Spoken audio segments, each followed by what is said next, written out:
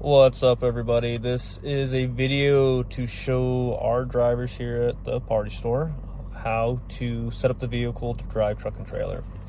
So as I kind of go through this, I'm quickly going to discuss different components of the truck that when you start to drive truck and trailer, you should always engage or disengage, what stuff kind of does, that kind of thing. So let's start off. So let's assume that we are already hooked up to a trailer and you've done your pre-trip inspection, you have checked your connection to your trailer, you've done your walk around, you've checked all the lights on the trailer, everything's good to go. So we are just going to talk about in-cab procedure here, okay? So start the vehicle. I've already started the vehicle vehicle's on. Next thing I'm going to do is I'm going to turn our truck into tow haul mode. Now to do that, there's a little button right here that says drive mode. When I hit that drive mode, it's going to come up. And there's going to be a couple different options. I'm going to click it, and I'm going to click it till it says tow haul.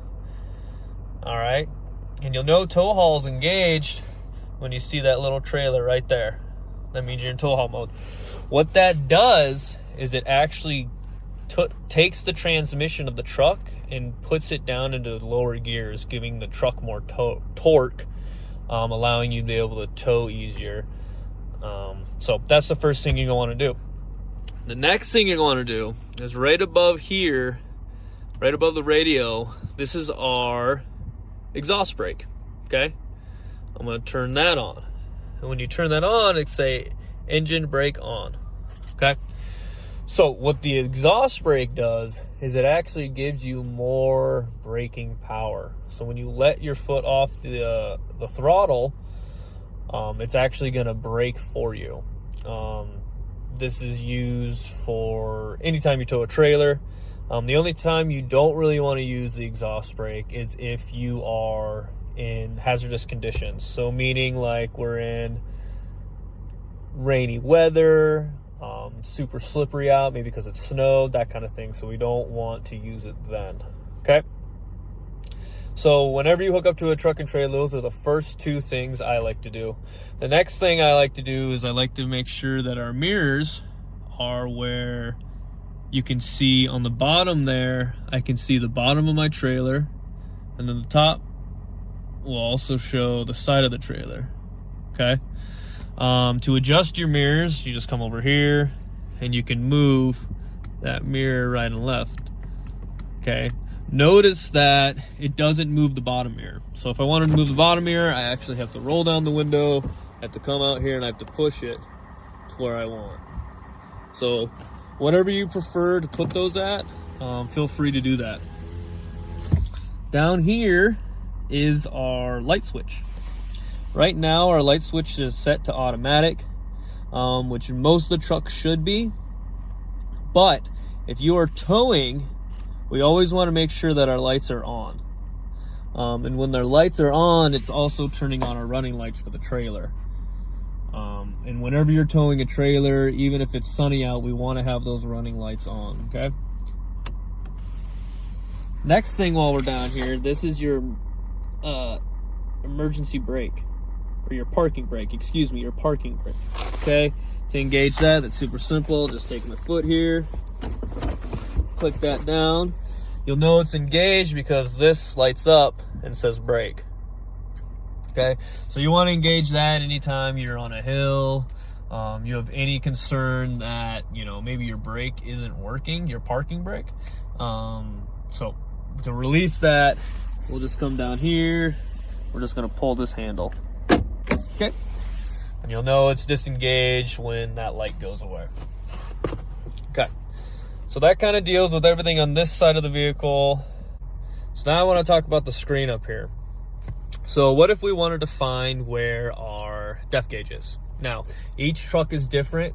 Right now I'm sitting in 22 GF 450, which is the gray Ford 450, also known as Georgia's truck. So whenever you try to find the depth gauge, you're going to have to play around with it because each truck is a little bit different. To find the depth gauge on this one, I'm going to go to display mode. I'll click display mode, and I can scroll through these. And you saw right when it popped up, I can scroll until I find depth gauge. I'll scroll down the depth gauge and I'll click that. And that will show me how many miles I have until it's empty. And right now we're full. So the important thing to know about the depth is if your depth is getting low, it'll pop up around 500 miles when you need to refill it. So once it pops up and says fill at 500, it's just warning you that it does need to be filled soon. Now, don't let the depth gauge get to 0. If you let the depth gauge get to 0, the truck actually will go into limp mode. And what limp mode does is it only allows you to go to like 55 miles an hour in the truck. It'll actually idle it way down and you won't be able to go over that. So we always want to make sure that's good to go whenever you're driving, long distances, even around in town. You just kind of need to gauge on how far you're traveling that day and if the depth needs to be filled. Also, if you fill up at a gas station, always check your depth gauge. Even if it's half full and they have depth there, you just might as well fill it, because especially in the summer when we get going, it's just best to have that ready to roll. Okay, so that kind of deals with the depth gauge. Then I'm going to move over to here. This is our 4-wheel drive. Okay, right now it's in 2 high. If I click this over to 4 high, if you watch the screen here, it says 4x4 shift in progress. Okay, 4 high, good to go. Now, if I wanted to go into 4 low, I'd go over to 4 low, click that down. So it says right there, for 4x4 low, shift to neutral. So what I'm going to do is I'm going to shift to neutral. It's going to shift. And now I'm in 4 low. And what that does is it actually takes off the traction control. So now when you are slipping, it's not going to try to put that power into the wheels that are slipping. It's just going to keep it 4 low, and it's going to keep equal power to all wheels. Okay. To get out of 4 low, you'll go to 4 high. It's going to ask you to go back to neutral. So I'll shift back to neutral. It'll shift to 4 high. It turns back on our traction control.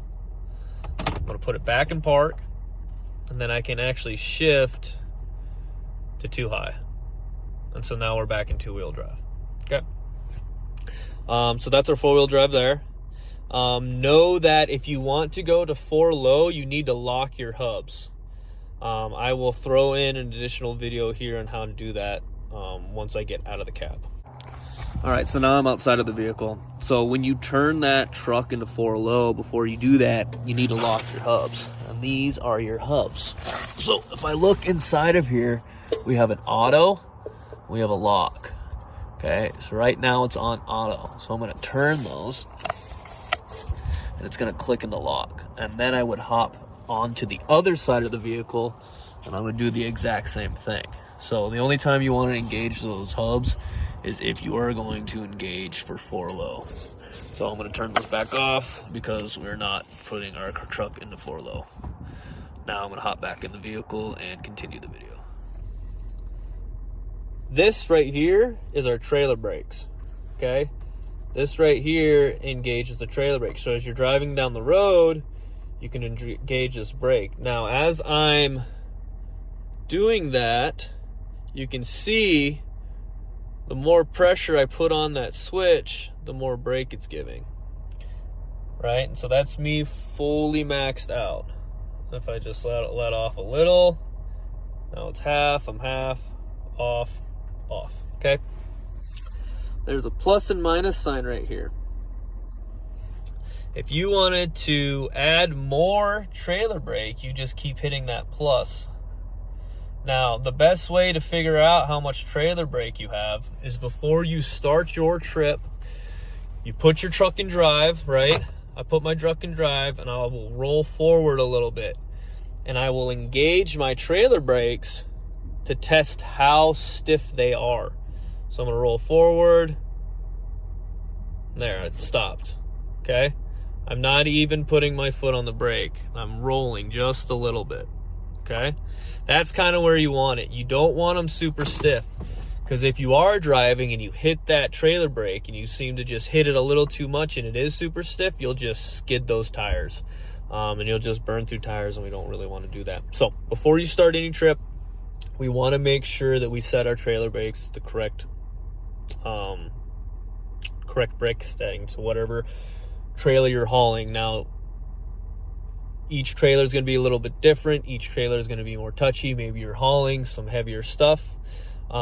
So just keep in mind that you need to test those out before you go. Okay. Next down here, this is our radio. Okay, as you can see, the channel on the radio is 144750. Okay, we always need to make sure that our radio is set to that. Now, I'm only going to show you a couple buttons here. This is your volume button, so this turns it up and down. This is your volume, and this is your channel button. Okay, as you see, as I spin that channel button, it's not changing. That's because we have all of them locked. Okay. So if you do have a wrong channel, you'll have to find somebody, and we'll show you how to kind of do that and go forth, okay?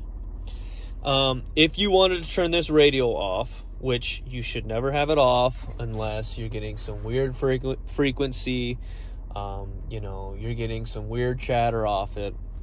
The way to turn that off is you'll actually look above here, and we have our auxiliary switches, okay? And they all should be labeled. Okay, radio, fog, bed, back, winch, and this is your 12 volt power to the back, which I will show that later.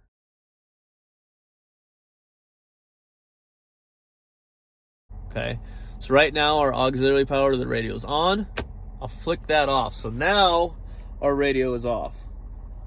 I'll come back up here, and you can hear it actually turn on. So now our radio is back on, okay?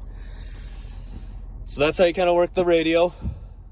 Next, y'all should be familiar with this. Your heat settings, you know, your fan, your on off, heat to the window, face, feet, mirror, heat, radio. I'm not going to play around with that because everybody should be pretty versed with that, okay? So this is your traction control right here. This will actually turn it on and off. So right now, if I click it, it's off. I click it back, traction control is back on, okay? Traction control always can stay on. The only time you should turn it off is if you go to that 4 low. And even if you go to that 4 low, when you go to 4 low, it will actually disengage itself automatically. Next, I want to show you the 4-way hazard. That's your 4-way hazard. When I click that button, my hazards turn on. Whenever you won't need to use your hazards, maybe you have an emergency, so you have to pull off on the side of the road, so you have to turn on your 4-way hazard. Or maybe you're doing a delivery and you're delivering, you know, some tables and chairs to a local house, and you kind of have to park on the road. Then you turn on your 4-way hazards, do your job, and then you can come over, click that button, and turn them right off. Okay. So that is everything in the cab that you need to be versed about, okay? Anything else will be added on to a later video.